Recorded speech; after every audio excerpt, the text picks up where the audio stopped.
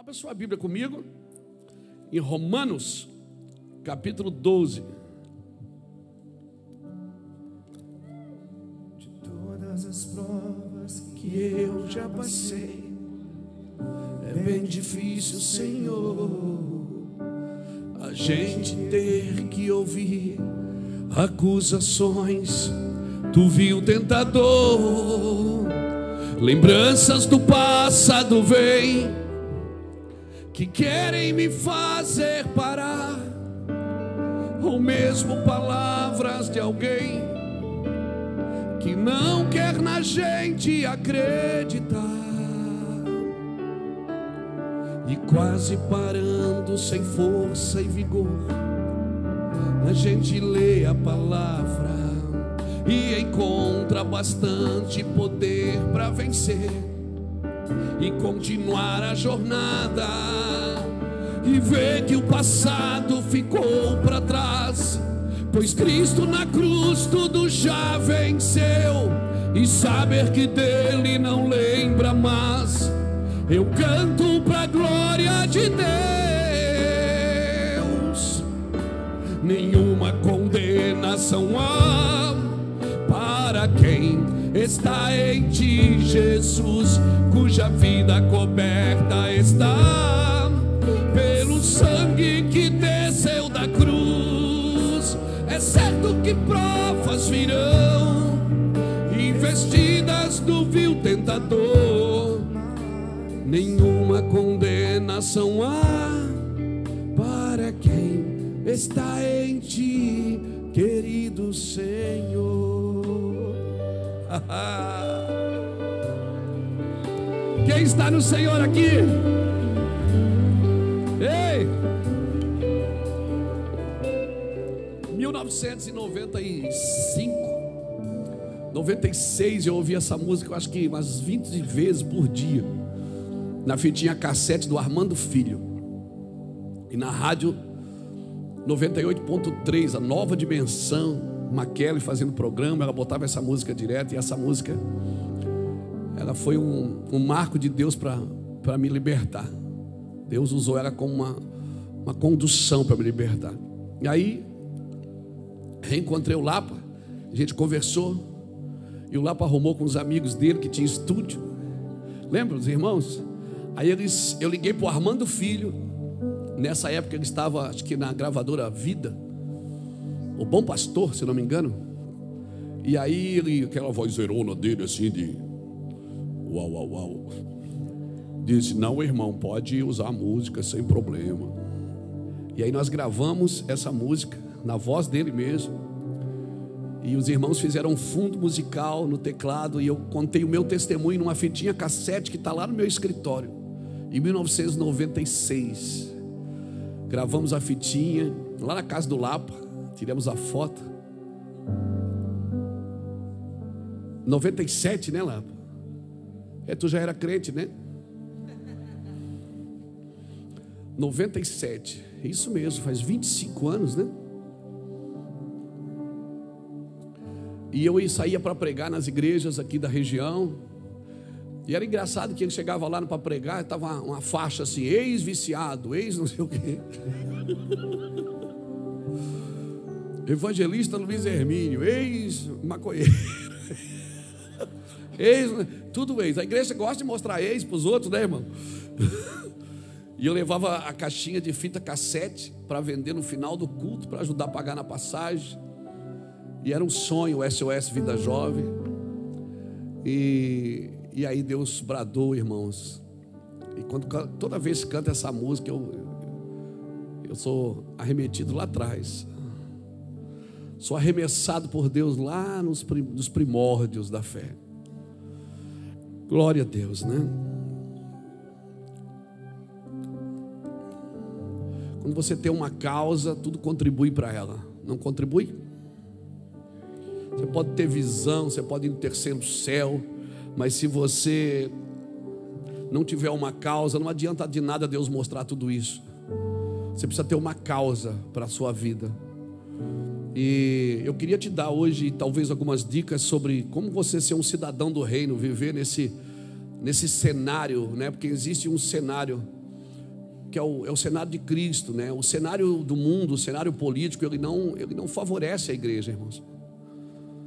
O cenário dos próximos dias não favorece a igreja, mas a igreja não precisa ficar defendendo a igreja, porque a igreja é gloriosa, o final dela é glorioso, e a gente precisa aprender a viver no meio desse cenário. E eu gostaria que você abrisse sua Bíblia comigo em Romanos capítulo 12 e o versículo de número 9. É interessante porque no capítulo 12, versículo 1, Paulo está falando do sacrifício vivo, santo e agradável a Deus. Depois ele nos recomenda não andar além da nossa medida, né? E depois ele vai falando que nós temos diferentes dons, mas os dons, as operações desses dons. Mas no versículo 9 ele para tudo e diz: olha, é um amor, você tem que ter amor. Aí ele fala assim: o amor seja não fingido. Puxa, pode ter amor fingido? O amor seja não fingido, aborrecei o mal e apegai-vos ao bem. Amai-vos cordialmente uns aos outros com amor fraternal, preferindo-vos em honra uns aos outros. Não sejais vagarosos no cuidado, mas sede fervorosos no espírito, servindo ao Senhor. Alegrai-vos na esperança, sede pacientes na tribulação, perseverai na oração. Meu Deus, isso aqui merece repeteco, né? Alegrai-vos na esperança, sede pacientes na tribulação e perseverai na oração. Partilhai com os santos nas suas necessidades, segui a hospitalidade, abençoai os que vos perseguem, abençoai e não amaldiçoai.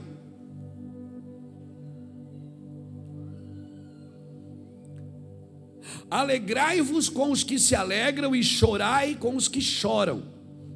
Sede unânimes entre vós, não ambicioneis as coisas altivas, mas acomodai-vos às humildes.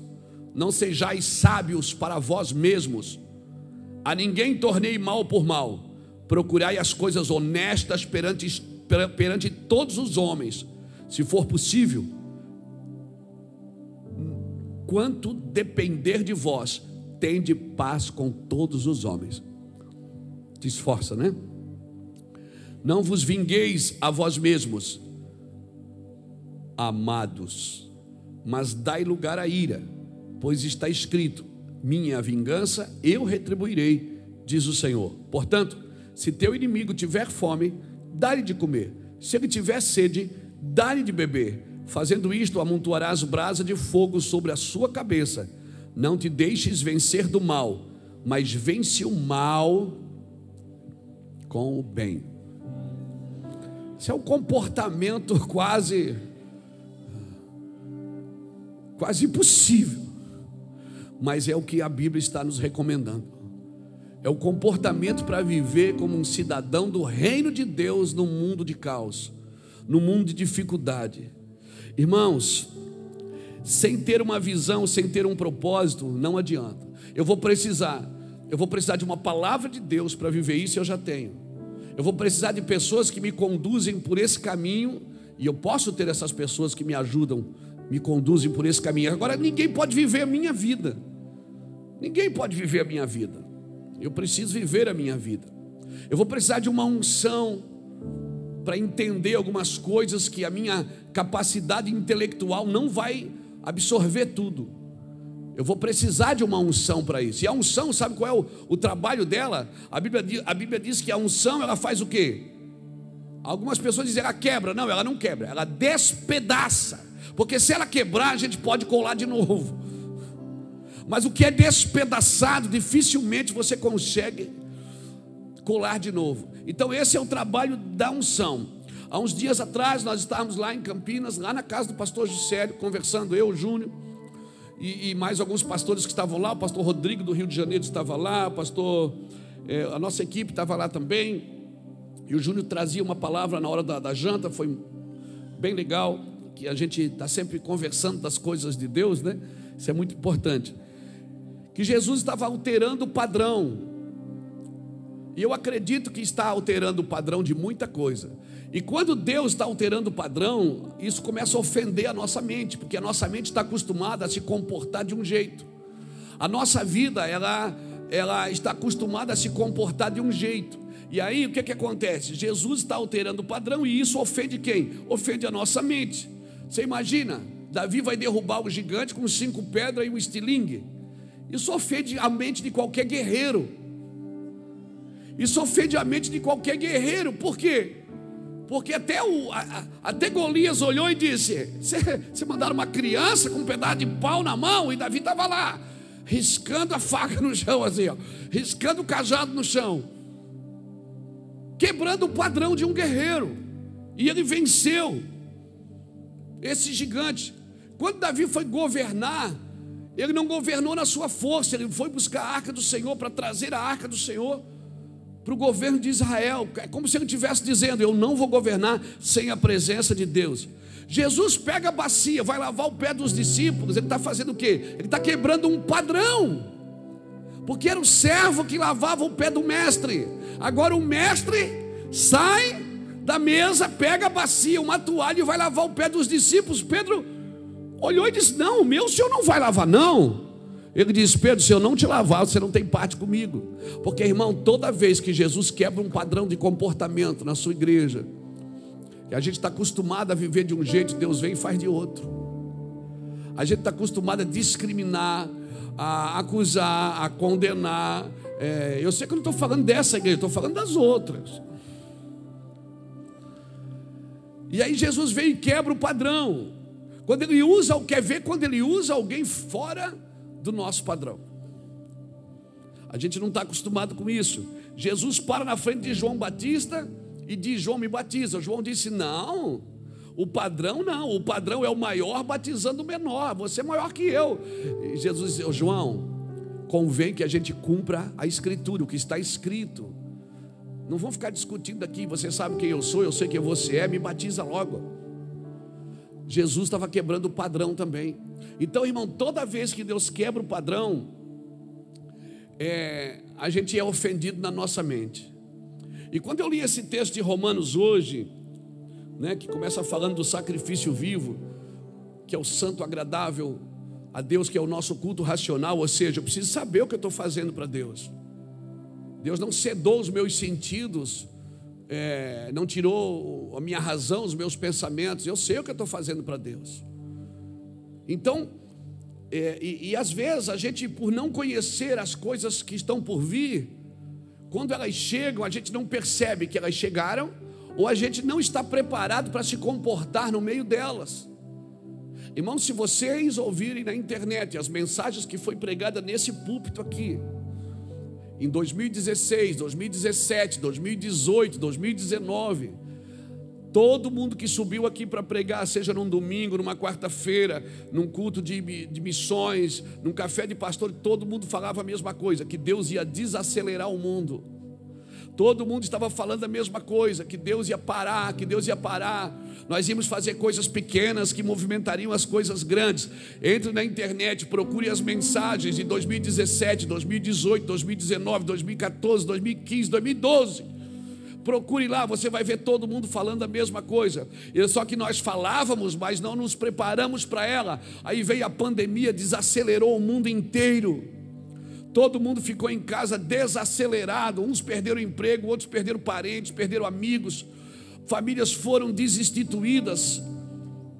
E a gente não se deu conta. Ou seja, a mensagem foi pregada, mas a falta de previsibilidade. Isso. A falta de previsibilidade foi motivo de aflição, porque a gente falava, mas não se preparou para tal.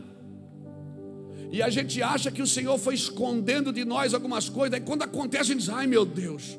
E Deus disse: eu venho avisando a vocês. Eu estou pedindo para vocês se prepararem para isso.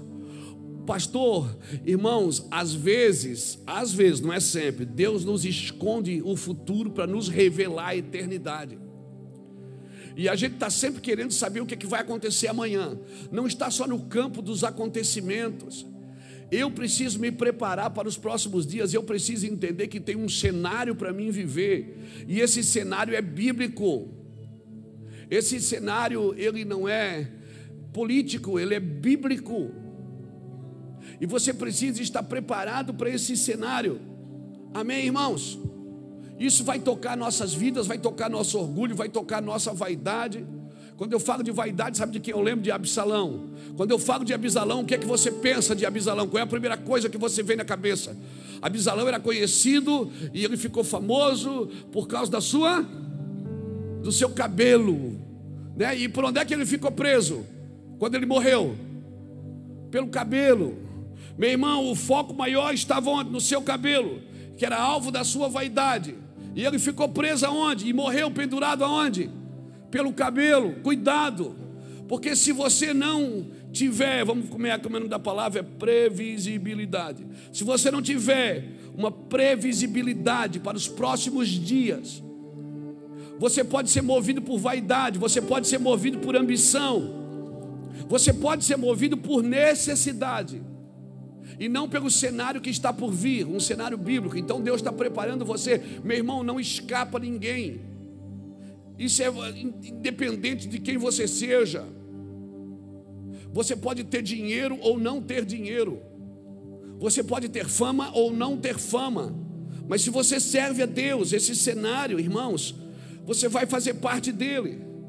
E é bom que se você não serve, você também vai fazer parte dele.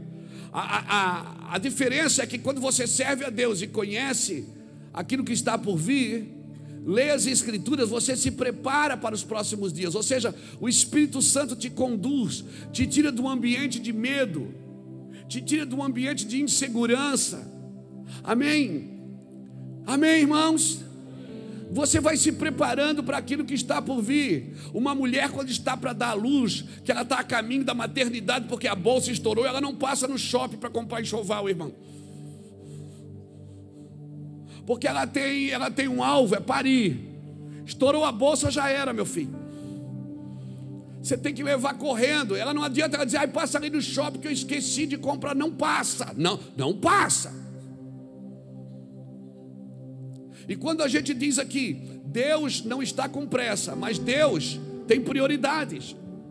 E Deus tem prioridades e elas são emergentes. E eu e você precisamos nos preparar para isso. Deus trabalha com processos. Efésios capítulo 4, versículo 8 diz que Ele levou cativo o cativeiro e deu dons aos homens. Perceba, tem processos. Primeiro Ele tira o cativeiro, para depois poder dar dons. Deus não dá dons para quem está em cativeiro, porque se eu receber dons estando ainda no cativeiro, eu uso os dons para o meu bel prazer, eu uso os dons para mim. Deus não vai dar dons sem primeiro libertar pessoas, irmãos. E eu e você precisamos ser libertos. Mas eu sou crente, pastor. Mas não estou falando de liberto de demônios, eu estou falando de liberto de você mesmo. Liberto de alguns conceitos que você sabe, que você predestinou para você. Talvez alguns sonhos que até induzido por púlpitos, você escreveu eles, você está esperando eles, de repente não são os sonhos de Deus para você. Isso está afligindo, está te matando, está te destruindo. Alguém passou na tua vida e disse, você é missionário, e Deus diz, não, você é empresário.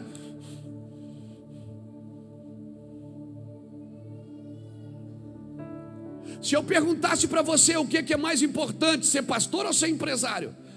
O que é mais espiritual? Alguém vai me dizer, ser pastor. Aí eu te pergunto, quem te deu essa empresa? O que torna algo espiritual é de quem eu recebo.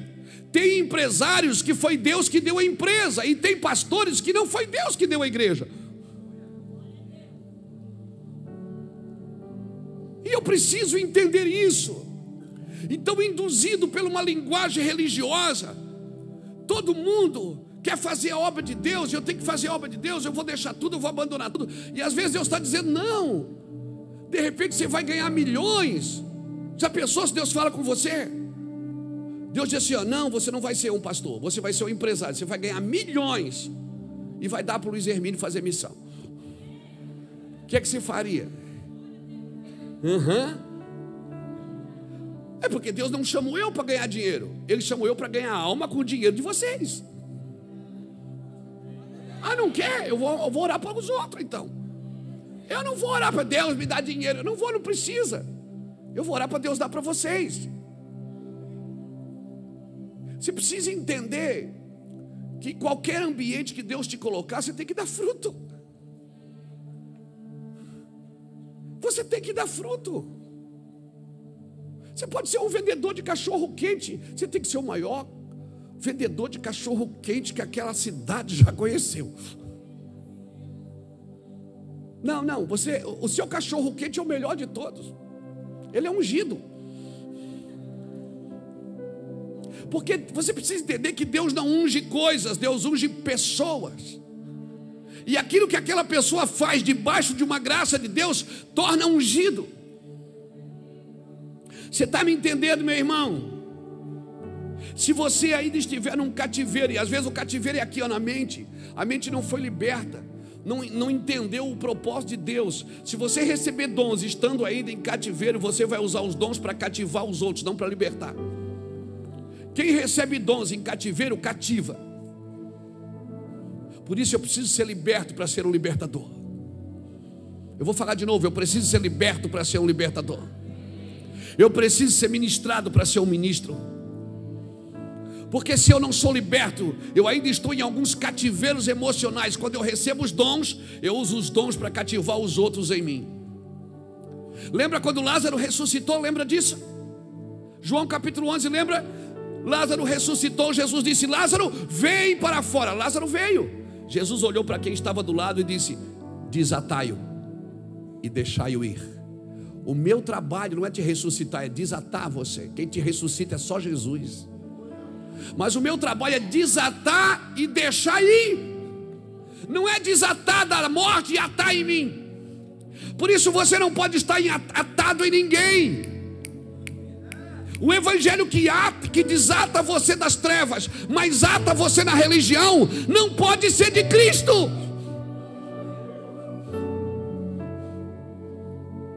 Um evangelho que desata você da morte, mas ata você em conceitos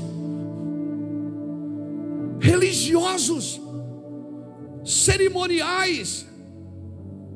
Paulo disse que isso não tem valor. Leia Colossenses capítulo 2. Paulo disse que isso tem cara de piedade, mas não é. Paulo aqui em Romanos ele fala: olha, que o amor seja não fingido, amai-vos cordialmente uns aos outros, não sejais vagarosos no cuidado, seja hospitaleiro. E outras questões ele estava dizendo: ajuda todo mundo que você puder, estende a mão para todos que você alcançar, sem interesses pessoais. Oh meu Deus, você está me entendendo? Levante sua mão direita. Eu quero declarar que Deus vai te colocar de volta à estação que você precisa estar. Se é uma estação de poda, seja de poda. Se é uma estação que Deus te colocou de dar fruto, seja de dar fruto. Alguns de vocês já eram para estar dando fruto, mas ainda não estão. A minha oração é que Deus te leve para a estação que Ele deseja que Ele te coloque. Pastor, eu ainda não estou dando fruto. Vou te dar um conselho de amigo, de pastor amigo.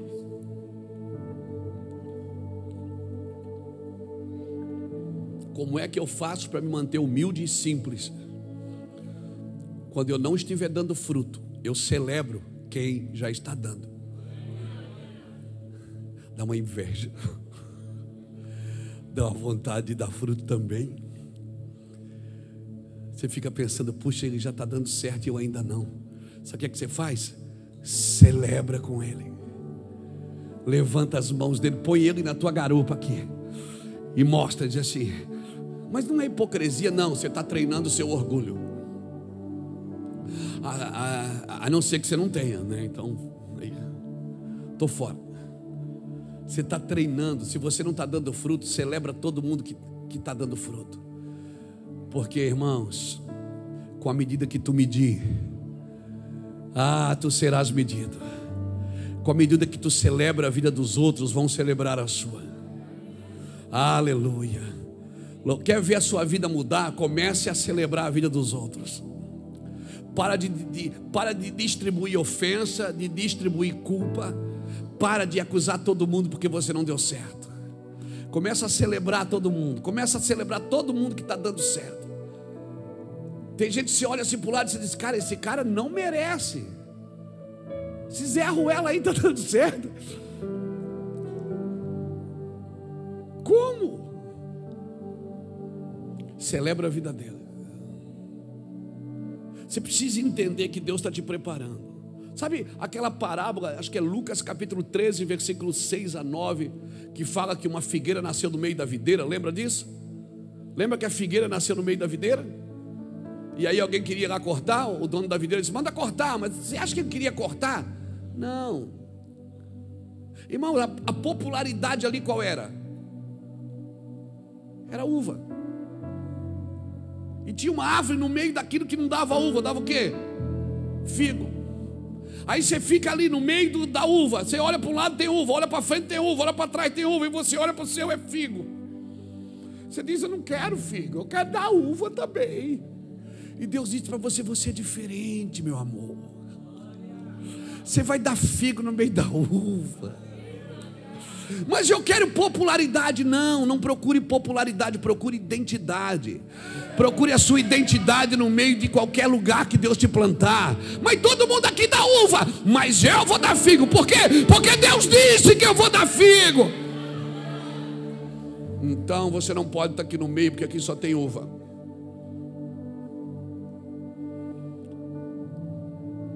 Anda na sua identidade.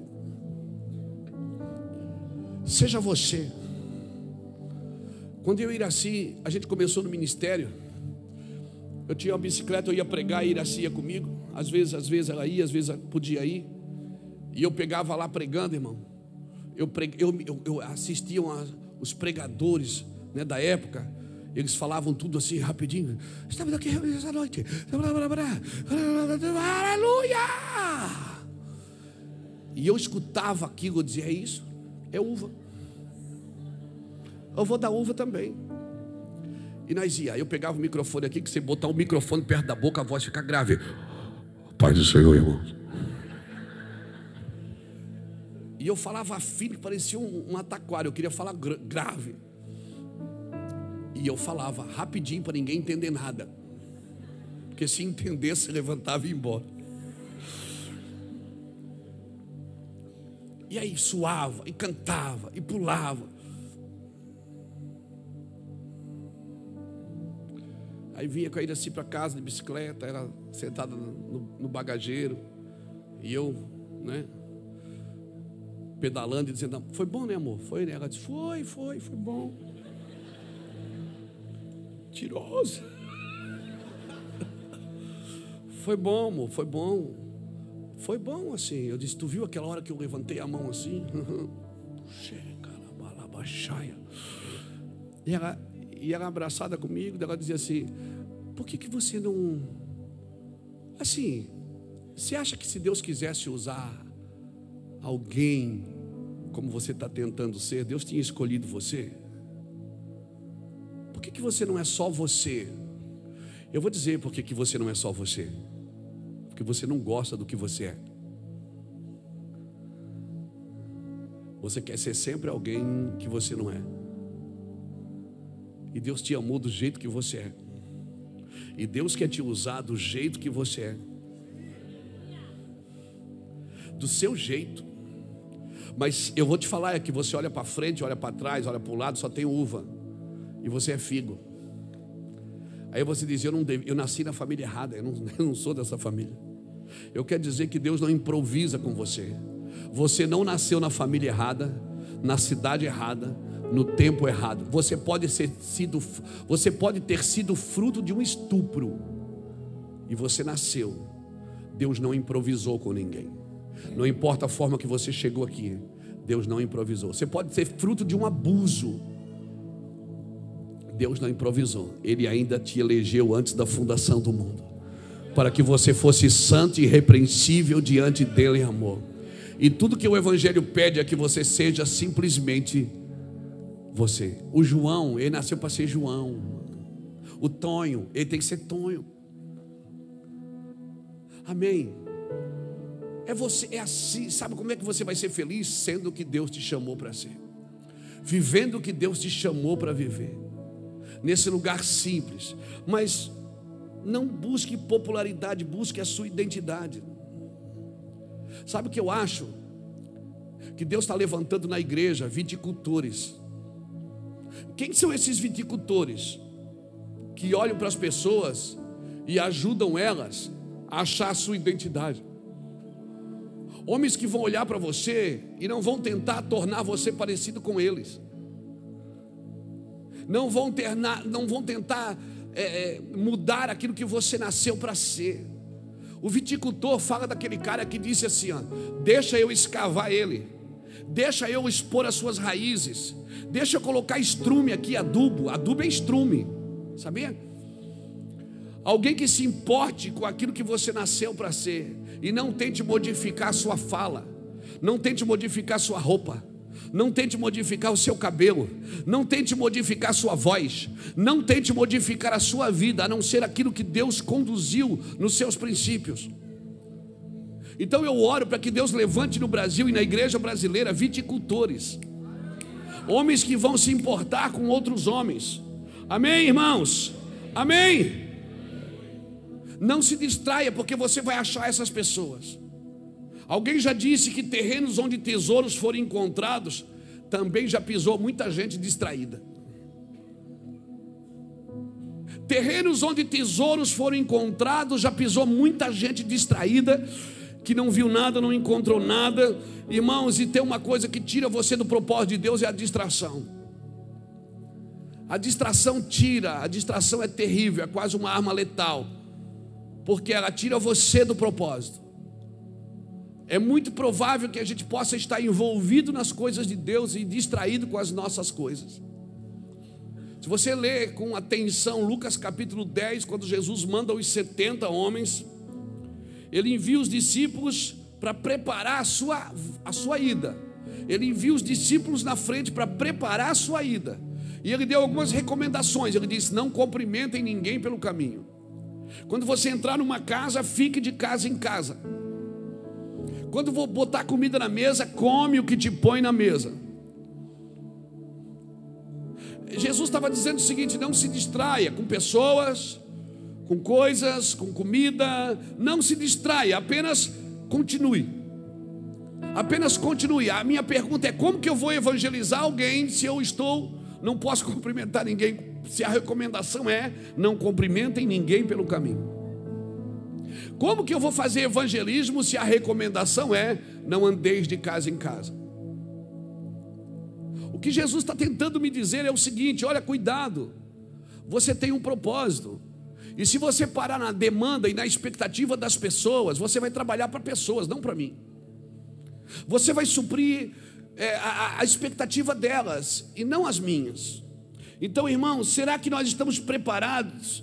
Será que nós estamos preparando o ambiente para a volta de Jesus? Ou nós estamos enchendo as nossas igrejas de pessoas com expectativas em prosperidade, com expectativas em mudança de vida, em melhorar a vida?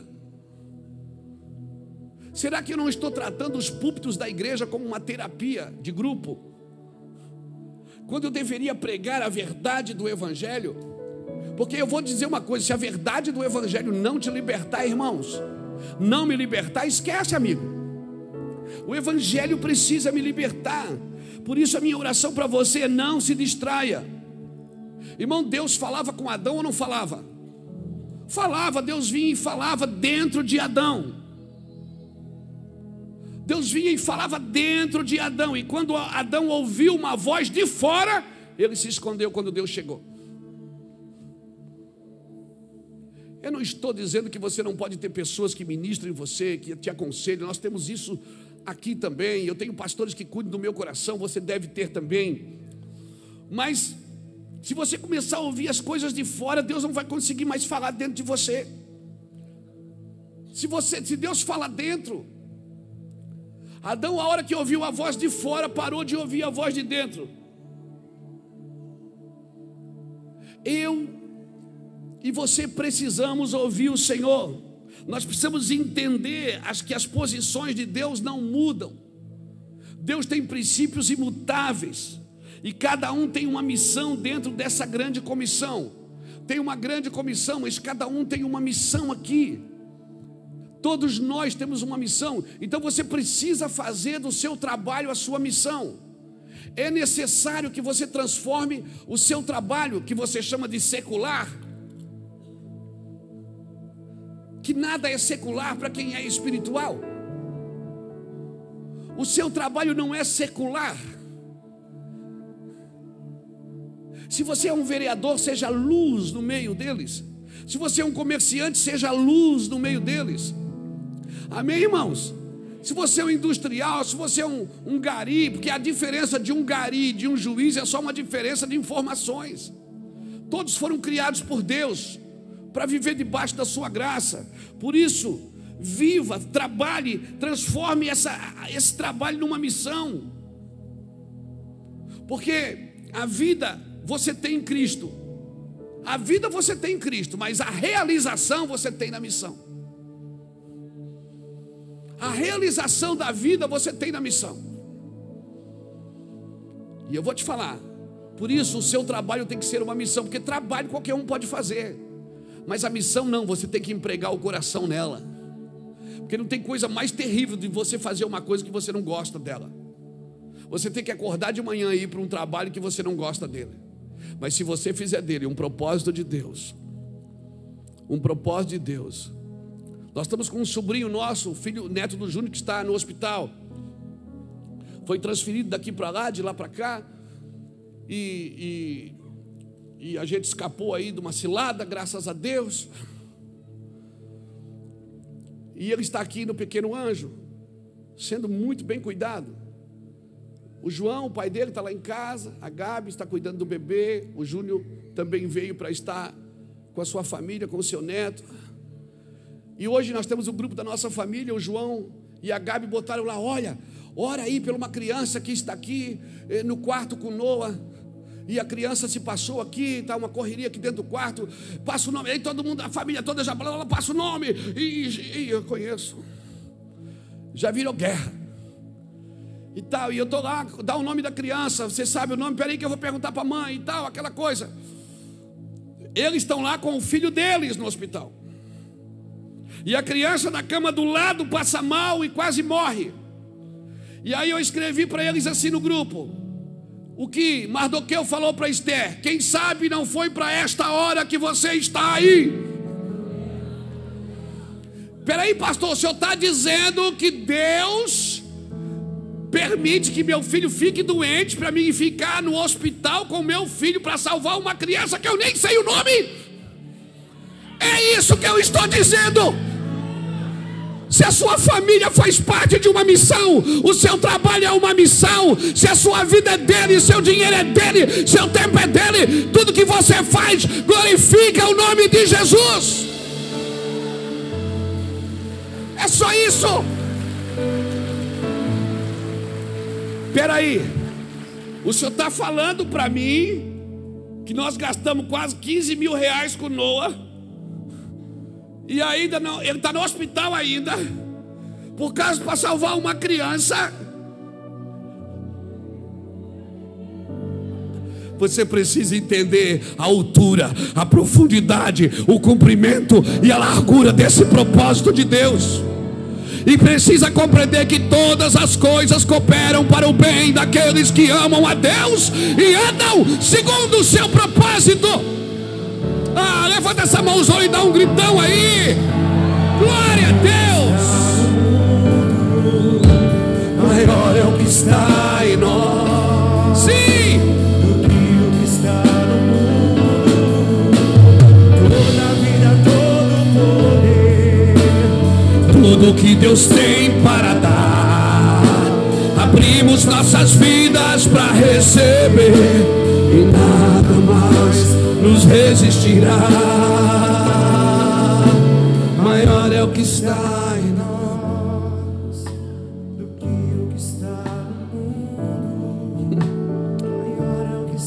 Por isso, não entre na missão sem a vida. Você precisa da vida de Cristo pulsando em você. E aí toda missão vai fazer sentido. Toda missão. Toda missão. Como disse o Pedro aqui, o poder se aperfeiçoa na fraqueza. Mas se tem entendimento, até a fraqueza tem propósito. Não viva na missão sem a vida. Por quê? Porque se eu viver na missão sem a vida, Deus ferirá a minha missão para me trazer de volta para a vida. Eu preciso de vida, cara. Eu preciso de vida. Eu preciso da vida de Cristo para saber o que Cristo quer que eu faça. Estar na missão sem a vida, Deus pode ferir sua missão. Espera aí, o senhor está dizendo que eu posso perder o emprego para voltar para a vida? Pode. E pode acontecer amanhã. O senhor está dizendo que Deus pode tirar coisas minhas para me trazer de volta? Sim.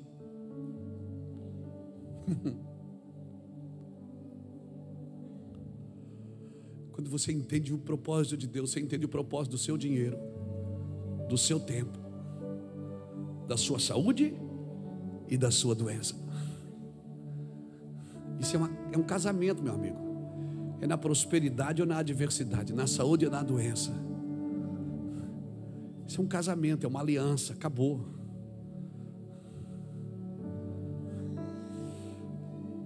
Por isso eu preciso guardar as fontes do meu coração.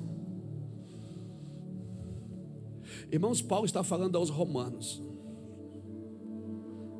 Todo mundo que foi cuidar de Paulo, todo mundo que foi ser segurança de Paulo para que Paulo não fugisse, todo mundo que ficou perto de Paulo converteu. Alguns escaparam. Todo navio que Paulo entrou afundou. Toda cidade que ele entrou, ele foi expulso. Reis perguntaram: Paulo, você quer me persuadir? Ele diz: oh, se quero. Não só você, mas todo o seu reino. Tiveram que arrancar a cabeça dele, irmão. Deixa eu te falar uma coisa. Para cada cenário que Deus te coloca, tem uma movimentação. E você precisa entender as movimentações. Por isso você precisa ser livre da religiosidade. Livre. Por quê? Porque Deus falou o que para Abraão? Vai para a terra que eu te mostrarei. Abraão chega na terra, tem fome. Ele vai para onde? Para o Egito. Abraão foi para o Egito. Era para ir para o Egito? Não. Aí vem a geração de Isaac. Deus corre na frente e diz: Isaac, planta nesta terra, não desça ao Egito. Gênesis 26, ele diz: não desça. Aí vem a geração de Jacó. Deus diz o quê? Desce ao Egito com teu filho. Mas o meu pai me ensinou que não era para ir para o Egito. Mas agora Deus está dizendo que é para ir para o Egito. Você precisa entender que Abraão deixou um legado. Deixar um legado, meus filhos que estão aqui sentados na primeira fila, deixar um legado não é fazer o que eu fiz, é obedecer como eu obedeci. Você está me entendendo? Eu vou fazer isso porque meu pai fazia. Deixar um legado não é fazer como eu faço, é obedecer como eu obedeço. Então talvez seu filho vai fazer diferente. Amém? Na sua época era um ovo para 3. Hoje seu filho come 3 ovos. É ou não é?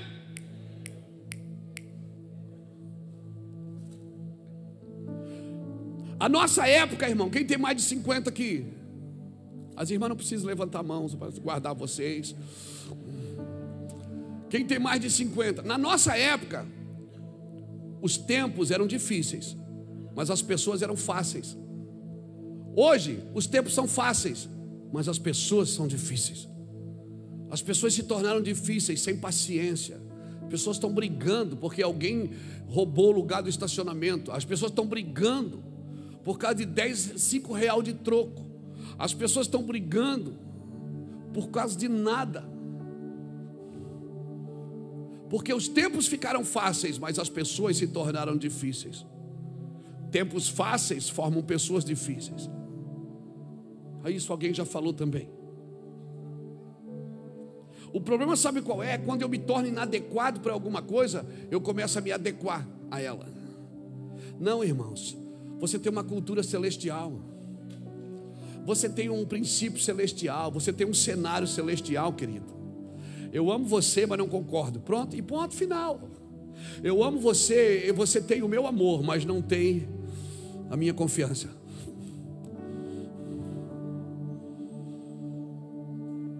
Então nós precisamos aprender a viver nessa geração que a gente precisa amar a todos, mas não dá para confiar em tudo.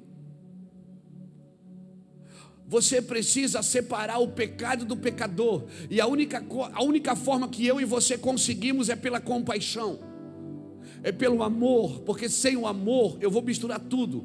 Pecado e pecador para mim é a mesma coisa. Então eu começo a celebrar quem faz certo e não quem faz errado. Mas tem gente má fazendo certo e tem gente boa fazendo errado. Como que eu faço então, pastor? Por isso eu preciso estar cheio do amor de Cristo. Eu preciso ser batizado com esse amor. Amém? Adão, ele pecou. Quando ele pecou, que ele se viu nu, o que é que ele fez? Ele buscou uma folha para uma adequação, para esperar a Deus, porque ele sabia que Deus não ia faltar. Por favor, quando você sentir a presença de Deus, não se adeque e não busque nada de fora para se adequar àquilo que está por vir. Não, é Deus quem faz. Adão criou uma adequação para esperar a Deus. Se ele se mostrasse nu, Senhor, eu estou nu. Mas ele disse, Senhor, eu ouvi a tua voz e tive medo porque estou nu. E Deus falou para ele, quem falou que você está nu?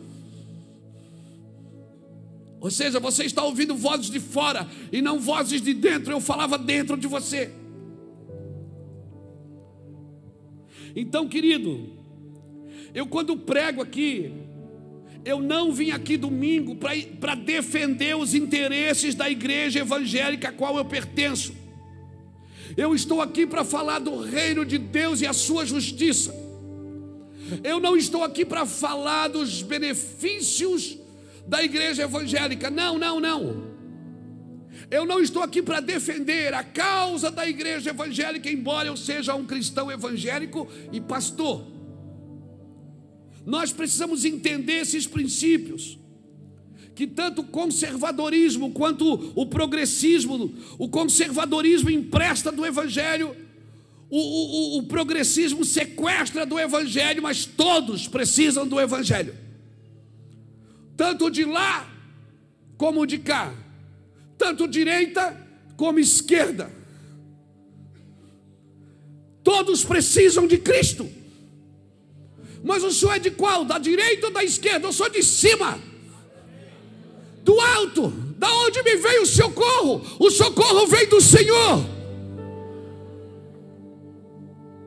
Porque se você é de direita, como você bate no peito, eu sou de direita, e não pratica os princípios de um marido, de uma esposa, de um pai, de uma mãe, de um comerciante justo, sem balança enganosa, você é pior do que qualquer pessoa que se diz esquerdista.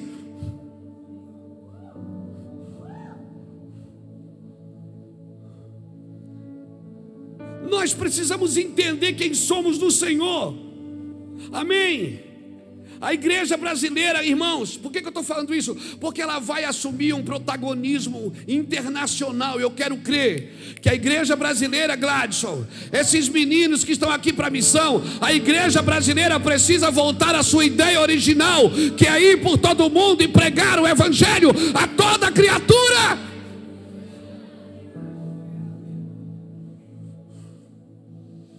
Nós, como igreja brasileira, Maico, nós vamos assumir um protagonismo internacional nos próximos meses e anos. Escreve aí.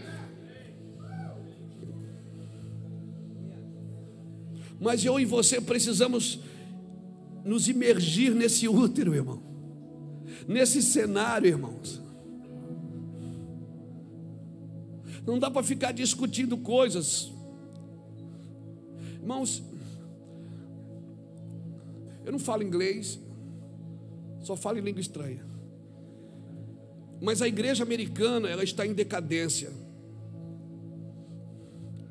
O progressismo cresceu na América, mas a igreja diminuiu.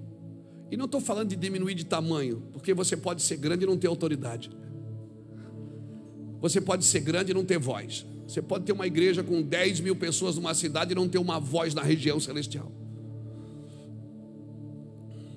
Por isso que as pessoas saíram da sinagoga e lá ouviu o João Batista, pregar o evangelho. João, quando você lê Lucas capítulo 3, até o Fábio estava falando sobre isso, escreveu para mim, Fábio, escreve isso para mim, eu quero ler. E é justamente o que cremos. Lucas capítulo 3 diz que César era o imperador, Pilatos o governador, Herodes o tetrarca da Galileia, Filipe o tetrarca da Etureia, Anás e Caifás, o sumo sacerdote, já foge tudo padrão. Mas veio a palavra a João Batista no deserto. Ou seja, Deus passou por cima disso tudo para levantar o seu verdadeiro protagonismo. Lucas capítulo 3 não estava falando das autoridades da época, estava falando de uma voz que estava nascendo naqueles dias. A voz de João Batista. E nós como igreja estamos olhando para um lugar quando nós temos que olhar para outro.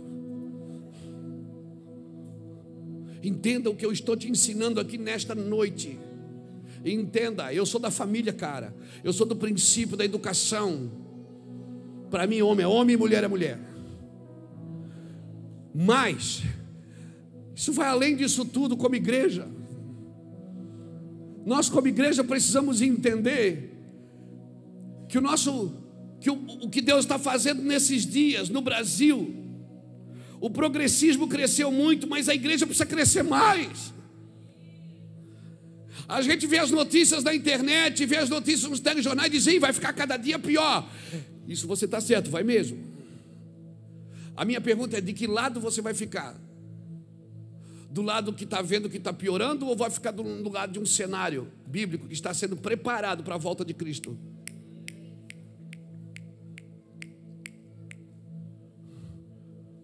Mas nós vamos ser arrebatados, pastor. Vai ficar tudo aí, ó. Que se lasque tudo. Eu só quero lembrar você que Deus tirou o povo do Egito depois das pragas, não antes. Pense nisso, com atenção. Mas o povo não participou das pragas. Tinha sangue. Ei, tinha sangue na porta. Tinha sangue na janela.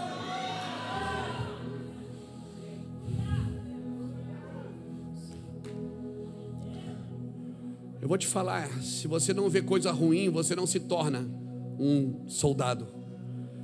Para Deus tirar você de uma escravidão, para tornar você um soldado de uma labuta eterna, você e eu precisamos ver coisas, precisamos participar de cenários. Irmãos, fundamentos do Brasil, eu quero crer que ainda é Cristo. Os fundamentos da igreja ainda é Cristo. Meu irmão, eu amo o meu presidente, Deus sabe disso. Eu oro por ele todos os dias. Eu sempre orei por todos. E esse em especial por causa dos seus princípios, como família. Mas eu estou aqui para levantar as mãos das autoridades, não beijar os pés. E eu não trabalho para defender a igreja, porque se a igreja precisa de defesa, então Deus não é Deus. Se a igreja precisa de um Luiz Hermínio para defender ela, então Jesus não é o cabeça dela. Jesus é o cabeça da igreja, uma igreja gloriosa, ela vai ser arrebatada, a igreja vai governar com Cristo. Então, por favor, seja um cristão que saia da fila da culpa, saia da fila do medo e entra na fila da intercessão, do propósito. Seja um cristão que trabalhe. Nós estamos esperando uma mudança no Brasil, mas sempre esperamos pela vida do outro. Não, comece pela sua. O primeiro a juntar o papel no chão é você. O primeiro a ser justo quando alguém dá um troco errado é você. O primeiro a ficar na fila, não furar a fila, é você. É a sua mentalidade o primeiro. Não, o Brasil está assim, sabe por causa de quê? Por causa daquele, por causa do outro. Não, é por causa dos brasileiros. Porque cada nação tem o presidente que merece.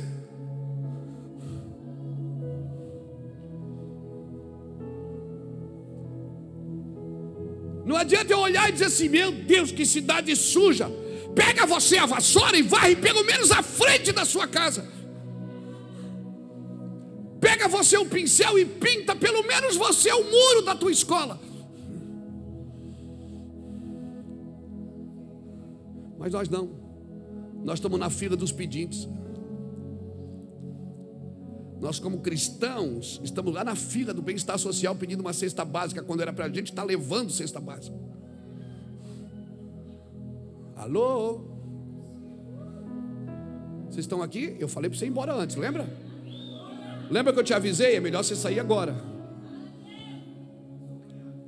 Era para mim, não adianta. Você não vence isso com protesto batendo panela.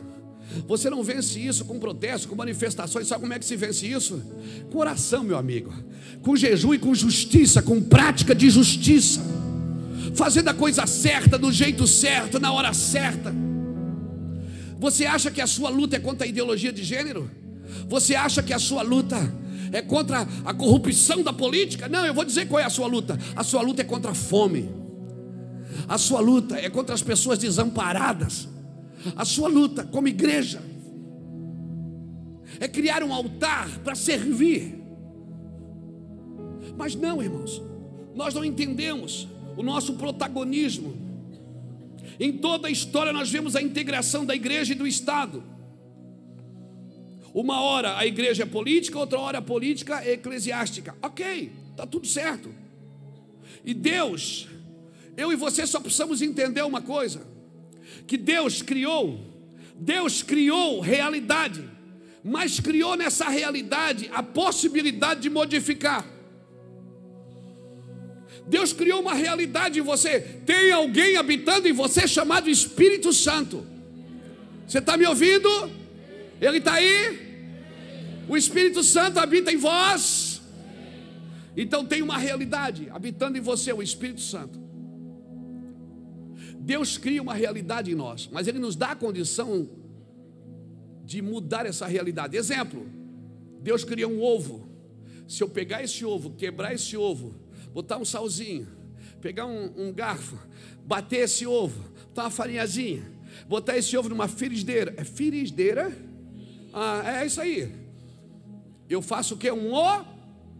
Agora Deus criou o omelete? Não, Ele criou um ovo. Agora, a minha ajuda externa pode transformar aquilo que Deus criou numa realidade.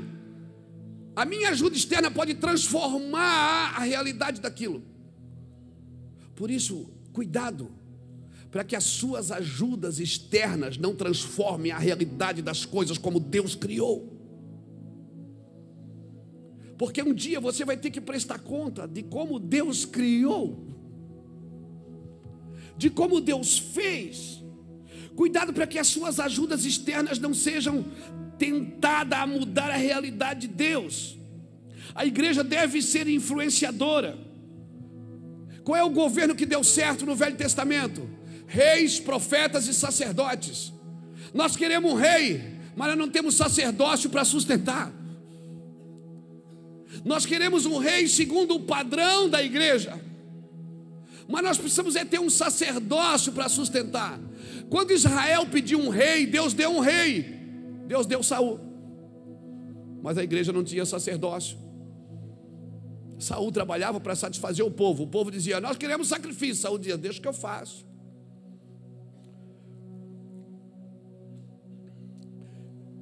Por isso eu e você como igreja, antes de eleger um rei, nós precisamos ter um sacerdócio.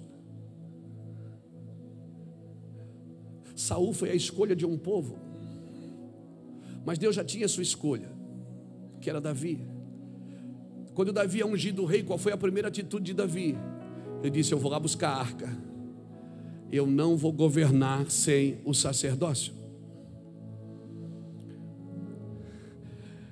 Eu sou pastor aqui, mas eu não quero governar esse trabalho servir nesta casa sem a presença. Você está me entendendo? Eu estou sendo claro? Então não me olhe assim. Não adianta. Nós queremos que Deus mude o Brasil se nós não temos um sacerdócio na igreja. Se nós estamos fazendo o que estamos cobrando dos outros. Abra comigo o Salmo 81 e o verso de número 13. Salmo 81, verso de número 13.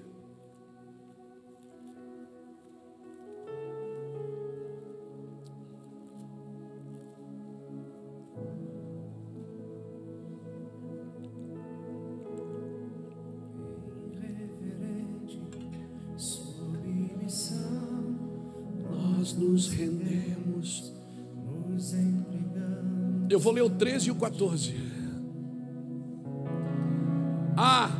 Se o meu povo me tivesse ouvido, se Israel andasse nos meus caminhos, verso 14, em breve eu abateria os seus inimigos e voltaria a minha mão contra os seus adversários.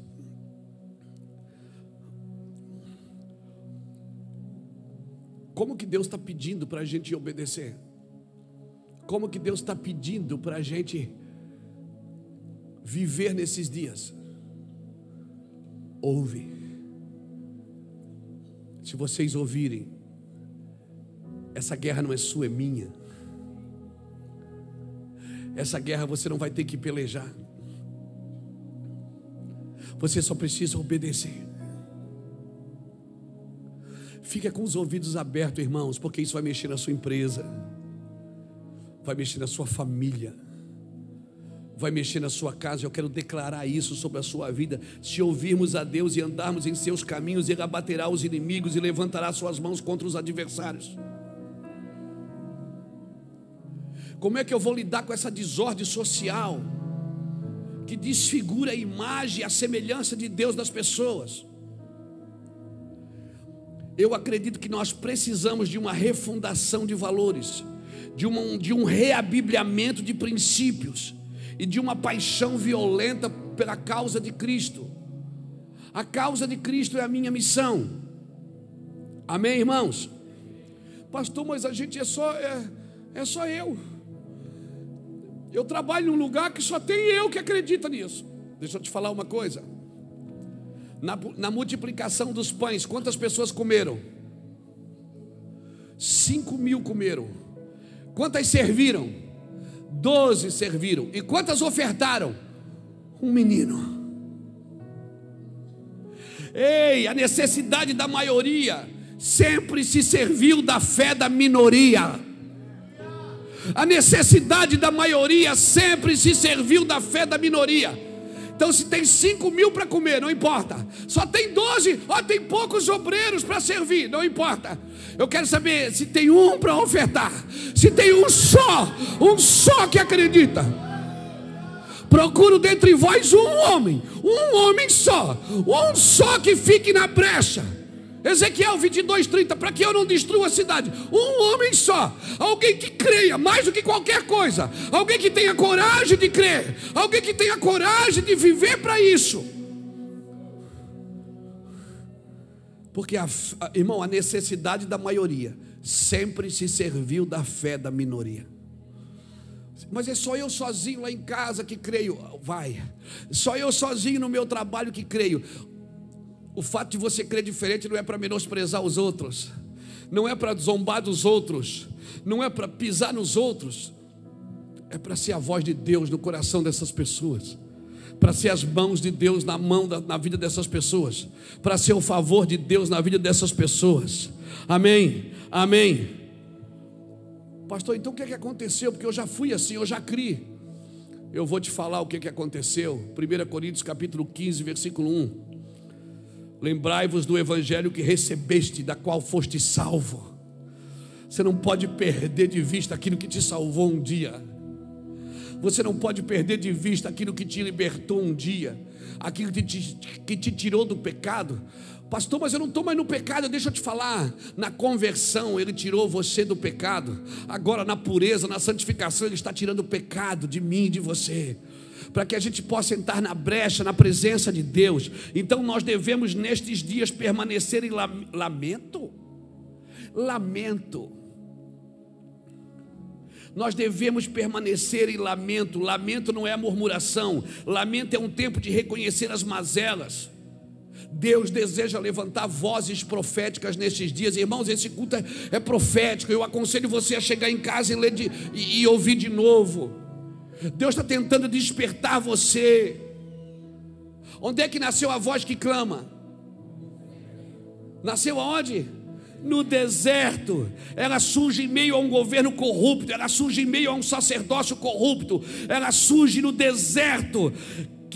Meu Deus. Mas ela tinha como base o quê? Ela tinha como base o arrependimento. Ela tinha como base a prática da generosidade. Ela tinha como base a prática da justiça. Ela tinha como base a prática do amor. Mas ela nasceu no deserto, no meio de uma geração corrupta, de um sacerdócio corrupto, de um governo corrupto, no meio da mentira, do engano. Meu irmão, nós vivemos isso na pele como família essa semana. Como uma criança doente, nós vivemos na pele.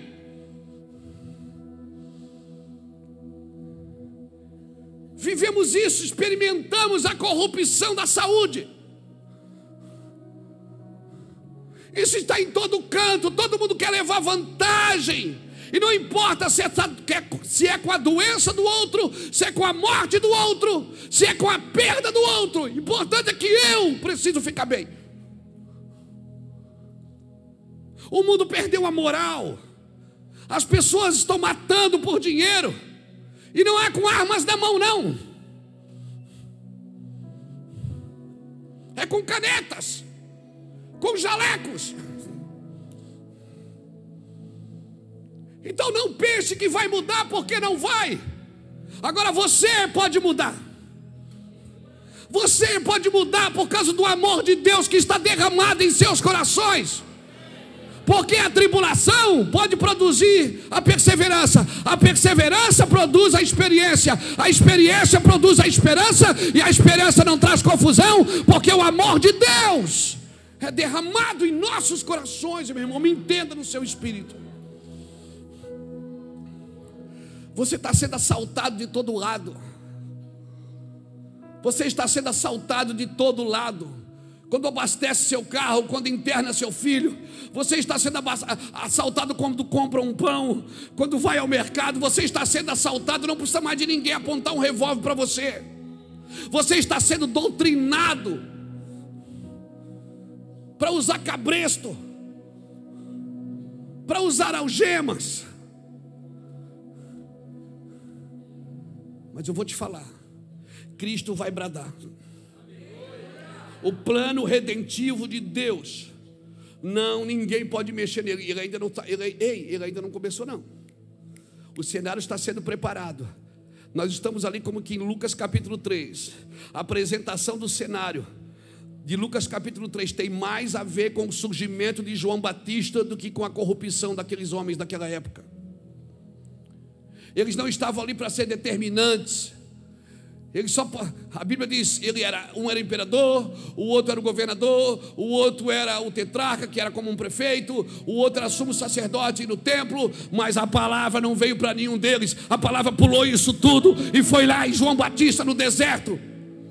Fugiu de todo o padrão, e de novo Deus está mexendo no padrão. E eu espero que, se você está no deserto, fique esperto, porque Deus está mexendo num padrão, irmãos. Está nascendo uma voz nessa nação, uma voz que clama em um deserto.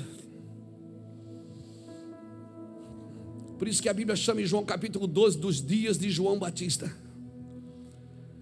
O que Jesus disse sobre João o Batista e os seus dias, Jesus chamou dias de João Batista. Quem sabe é os seus dias, João. Quem sabe é os seus dias, Michael. Quem sabe é os seus dias, Gladys. Quem sabe é os seus dias, Júnior. Quem sabe é os seus dias, Pedro. Quem sabe é os seus dias, Maria. Já pensou você ter o seu nome estampado nos dias que você vive? Só porque você entendeu a movimentação do céu e abriu a sua voz para aquele que clama dentro de você poder falar? Porque a voz era de João, mas o clamor não. Ele disse: eu sou a voz do que clama. Ele estava dizendo: o clamor não é meu, o clamor é ele que fica gritando dentro de mim. Eu sou a voz do que clama. Tem alguém clamando dentro de mim. Eu sou a voz do que clama. Eu sou a voz do que clama. Eu sou a voz do que clama. Ei, eu só empresto a voz, o clamor não é meu. E quer saber? Nesses dias ele não quer usar só a sua voz. Ele quer usar a sua carteira. Ele quer usar a sua sabedoria. Ele quer usar tudo que você aprendeu na faculdade. Ele quer usar a sua capacidade. Ele quer usar tudo que você sabe. Mas eu só sei dirigir caminhão. Ele quer usar teu caminhão. Eu trabalho no posto de gasolina. Ele quer usar a sua capacidade. A voz do que clama. Está nascendo algo no Brasil. Então, por favor, quem sabe nós estamos falando muito de política e pouco sobre a voz que está nascendo.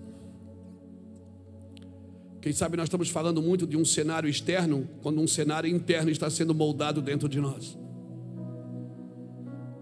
Eu quero falar dos dias que Deus está levantando você.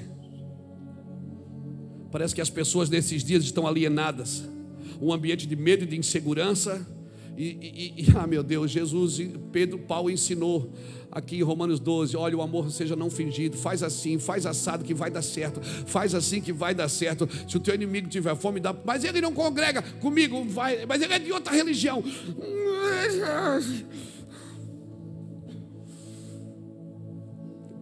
Paulo está me ensinando a viver comportamentalmente. Existe essa palavra? Comportamentalmente?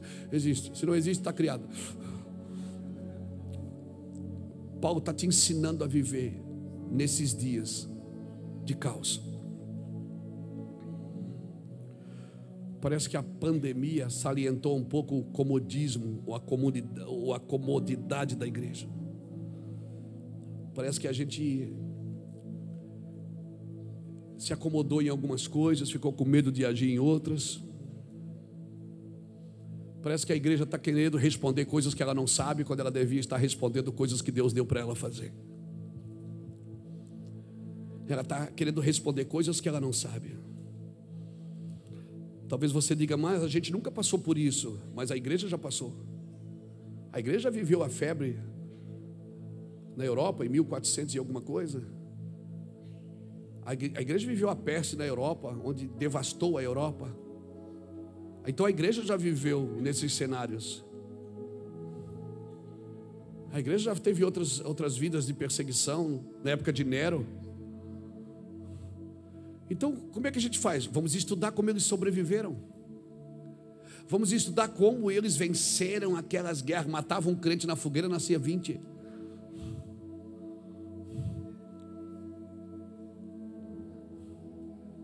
Porque a igreja já passou por isso. Nós nunca passamos, mas a igreja já passou. Vamos estudar como ela se comportou nesses ambientes. Irmão, a ação preliminar de todo avivamento, de todo, era um retorno para as doutrinas bíblicas, era um retorno para os princípios comportamentais das Escrituras. A preliminar de todo avivamento. Se você quer um avivamento sem mudar o comportamento, o fogo vai queimar você, mas não vai queimar nossas impurezas. Eu falo isso com o meu coração, irmãos. Nós não podemos terceirizar o trabalho que é para a igreja fazer. Nós não podemos. Esse trabalho quem faz não é outra pessoa. Com respeito ao Pedro, que é vereador, ao pastor Lapa, que já foi vereador, e aos vereadores que estão aqui. Esse trabalho não é para um vereador fazer, não é para um prefeito fazer, não é para um governador fazer, nem para um presidente fazer. Esse trabalho é da igreja. Não terceirize o movimento da igreja para outra instituição. Esse trabalho é seu.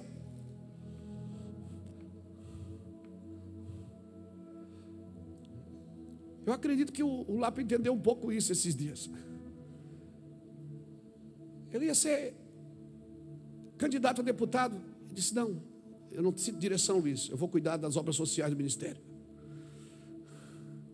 E está lá dentro da casa de recuperação todo dia, cuidando do restaurante comunitário, montando equipes. Por quê? Porque aí você está dizendo que não é necessário. Eu não estou dizendo que não é necessário. Eu estou dizendo que você precisa entender o seu chamado para cada lugar. Eu estou dizendo que você precisa entender a sua vocação para cada lugar. Mudou o ambiente. Lá tinha uma carreira política promissora. Não, Deus falou que não é para fazer isso agora. Você tem que obedecer, velho. Você tem que obedecer, porque é o Senhor que está falando. Nós precisamos ver o que Jesus fez e o que Ele não fez. Nós precisamos ajustar. Isso Jesus fez, isso Ele não fez. Meu Deus, já é 10h15, vamos embora. Até aqui tá bom. Não, chega, irmão. Chega. Cutuca alguém que está do seu lado e diga: não terceirize a educação dos seus filhos. Não terceirize a justiça. Pratique você. Eu e você precisamos de um amor maduro e sólido ao Senhor. Eu e você precisamos de um respeito que valorize essa unção. Para terminar, para ir embora todo mundo feliz. Isaías capítulo 10. Eu vou ler do versículo 1 ao versículo 4, que diz assim: ai daqueles que fazem leis injustas, que escrevem decretos opressores, para privar os pobres dos seus direitos e da justiça aos oprimidos. Do meu povo, fazendo das viúvas suas presas e roubando os órfãos. Que farão vocês no dia do castigo, quando a destruição vier de um lugar distante? Atrás de quem vocês correrão em busca de ajuda? Onde deixarão as suas riquezas? Nada poderão fazer a não ser encolher-se entre os prisioneiros ou cair entre os mortos. Apesar disso tudo, a ira divina não se desviou. Sua mão continua erguida, sua mão continua estendida. Sabe o que Deus está dizendo? Tem muita gente fazendo coisa errada, corrupção, mentira, mas a minha mão ainda está estendida sobre vocês.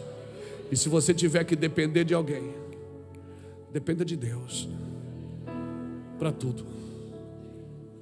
Aleluia. Faça um voto com Deus hoje, irmão. Pastor, me ensina. Eu não posso. Tem coisas que é só o Espírito Santo que pode colocar dentro de você. Eu peço que você fique de pé comigo.